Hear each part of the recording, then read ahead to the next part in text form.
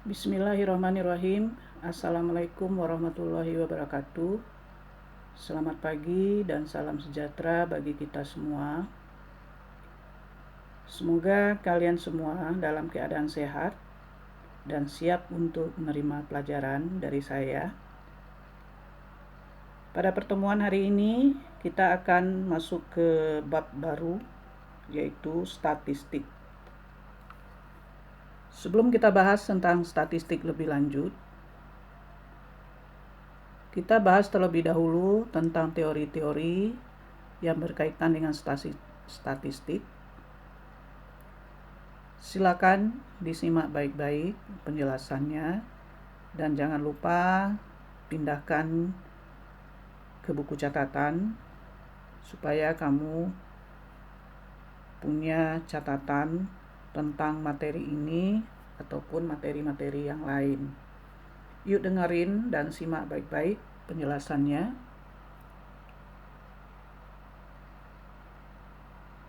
Yang pertama atau A, beberapa pengertian dasar dalam statistika. Kata statistik berasal dari bahasa Latin yang berarti negara, atau dalam bahasa Inggris adalah state. Pada awalnya, kata statistik diartikan sebagai keterangan-keterangan yang dibutuhkan oleh negara dan berguna bagi negara. Misalnya, keterangan mengenai jumlah penduduk, usia penduduk, pekerjaan, dan sebagainya.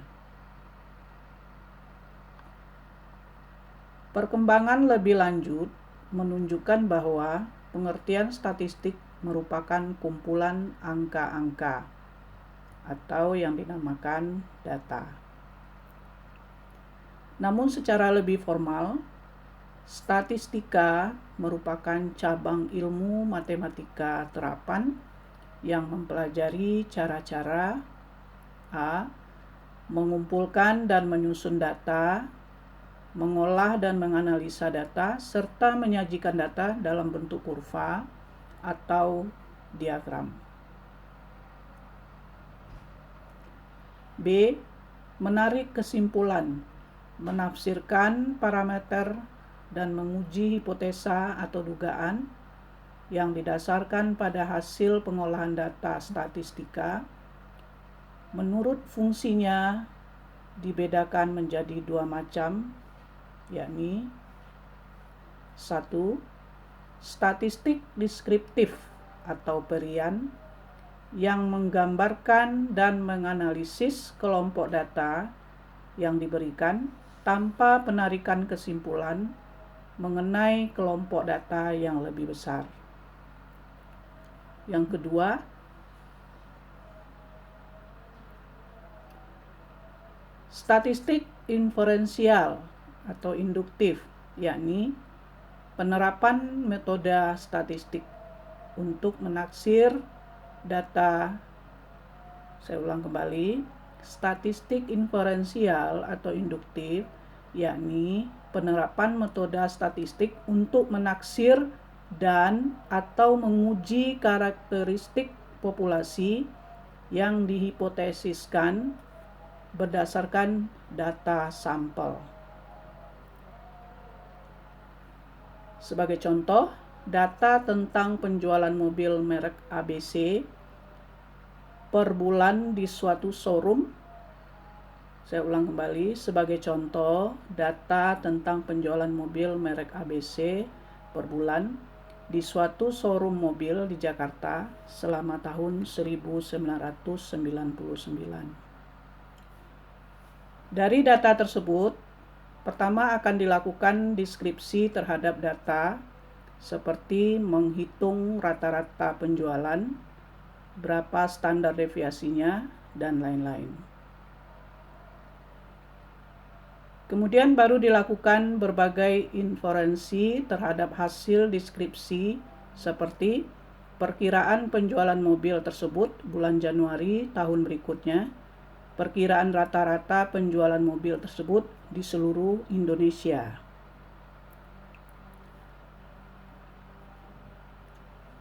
Populasi adalah seluruh objek yang akan diteliti. Tetapi jika objek ini terlalu banyak, maka dapat digantikan dengan sebagian dari populasi yang dianggap dapat mewakili populasi. Bagian dari populasi ini dinamakan sampel atau ruang contoh. Ada 3 syarat pengambilan sampel. Yang pertama, pengambilannya acak, jadi harus diambil secara acak. B, objek populasinya banyak. C, objek populasi beraneka ragam. Ya, jadi ada 3 syarat pengambilan sampel. Yang pertama, pengambilannya harus secara acak. B, objek populasinya banyak. C, objek populasinya beraneka ragam. Hasil dari suatu penelitian dinyatakan dalam bentuk data. Jadi, data adalah catatan keterangan atau informasi yang diambil dari suatu penelitian. Sekarang, tujuan penyajian data. Ya, tujuan penyajian data adalah 1. Memberi gambaran yang sistematis tentang peristiwa-peristiwa yang merupakan hasil penelitian atau observasi. Yang kedua, lebih cepat ditangkap dan dimengerti. Yang ketiga, membuat proses pengambilan keputusan dan kesimpulan lebih tepat, cepat, dan akurat. Ditinjau dari cara memperolehnya, data dibagi 2, yaitu data primer atau data yang dikumpulkan langsung oleh peneliti, dan data sekunder, data yang dikutip dari sumber lain. Sedangkan ditinjau dari sifatnya, data dibagi 2 macam, yaitu data kualitatif dan data kuantitatif. Data kualitatif adalah data yang menunjukkan sifat atau keadaan objek yang diteliti. Data ini terbagi menjadi data nominal atau jumlah dan data ordinal atau urutan. Sebagai contoh, data tanggal lahir, jenis pekerjaan, tingkat pendidikan, dan lain-lain. Sedangkan data kuantitatif adalah data yang menunjukkan jumlah atau ukuran objek yang diteliti. Data ini terbagi menjadi data interval atau selang dan data rasio. Data berskala rasio adalah data yang diperoleh dengan cara pengukuran di mana jarak antara 2 titik skala sudah diketahui dan mempunyai titik nol absolut. Ciri data rasio, ciri data rasio ini adalah tidak ada kategorisasi dan bisa dilakukan operasi matematika. Sebagai contoh, gaji, skor ujian, jumlah buku, dan lain-lain. Jika ditinjau dari proses perhitungannya, data dibagi atas 2 macam juga, yaitu data cacahan dan data ukuran. Data cacahan adalah data yang diperoleh dengan cara mencacah, membilang, atau menghitung banyaknya objek. Sedangkan data ukuran adalah data yang diperoleh dengan cara mengukur besaran objek. Setelah data diperoleh, selanjutnya data diproses dengan beberapa alat ukur. Alat ukur ini biasanya disesuaikan dengan kepentingan penelitian. Namun secara sederhana, pengolahan data dilakukan melalui 5 ukuran, yaitu 1. Ukuran pemusatan data atau lokasi, 2. Ukuran letak data atau posisi, 3. Ukuran penyebaran data atau dispersi, 4. Ukuran kemiringan data atau skewness, 5. Ukuran keruncingan data atau kurtosis. Ukuran pemusatan data meliputi mean itu adalah rataan ya, sama dengan rata-rata, median, dan modus. Sedangkan ukuran letak data meliputi data minimum, data maksimum, kuartil, desil, dan persentil. Serta ukuran penyebaran data meliputi rentang data, rentang kuartil. Nah itu maksudnya rentang ya, bukan retang, tapi rentang. Jadi rentang kuartil, ragam dan simpangan baku. Sedangkan ukuran kemiringan data, keruncingan data, lebih banyak dipakai pada statistik inferensial. Ya, mungkin statistik inferensial ini ada di materi peminatan untuk jurusan IPA ya. Jadi nanti ada pembahasan tentang statistik inferensial pada matematika peminatan. Untuk pemahaman lebih lanjut, sekarang ikuti contoh-contoh soal berikut ini. Nomor 1, manakah di antara kegiatan berikut ini termasuk penarikan sampel?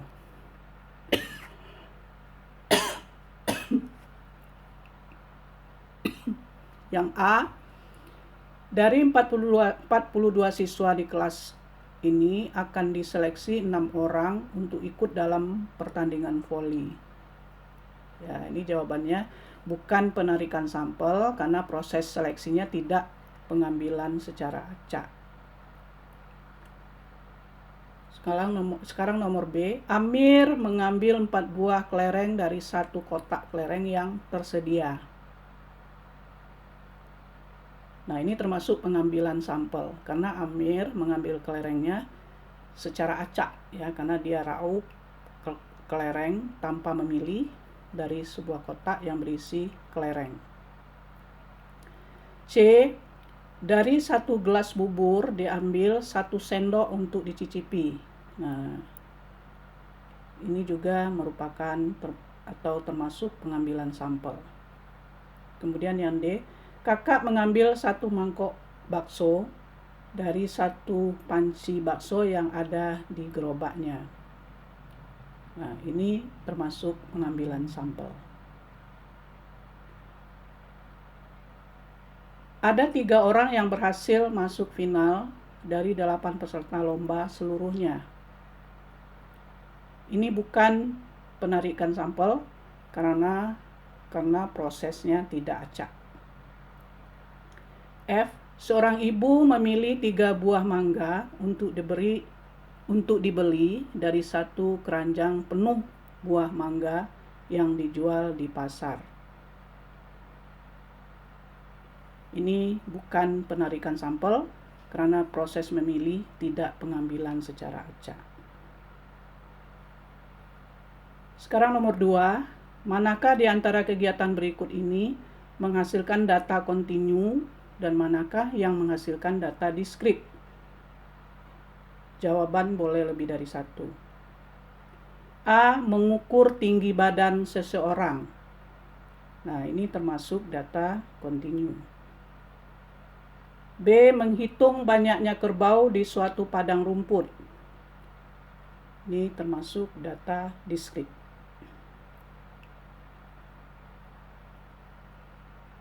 C, mengamati berapa kali siswa-siswa dalam 1 kelas makan dalam 1 hari. Ini adalah data diskrit. D, mengamati kecepatan gerak seekor bekicot. Ini data yang dihasilkan adalah data kontinu. Sedangkan E, meneliti berapa banyak pensil yang terjual di koperasi sekolah dalam minggu ini. Ini jawabannya adalah data diskrit.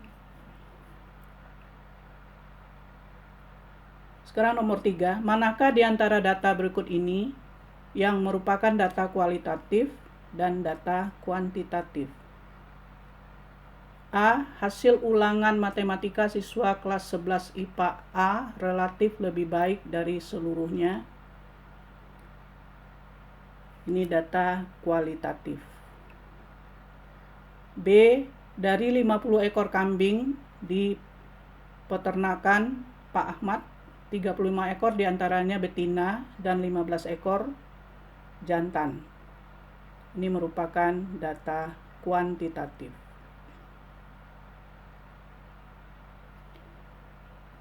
Angka kematian bayi di Kota Bengkulu dalam tahun 2011 terhitung cukup rendah. Ini merupakan data kualitatif. D. Dari penelitian yang dilakukan mahasiswa sebuah universitas didapat hasil bahwa 32% makanan jajan anak-anak di sekolah dasar mengandung bahan-bahan berbahaya. Ini merupakan data kualitatif.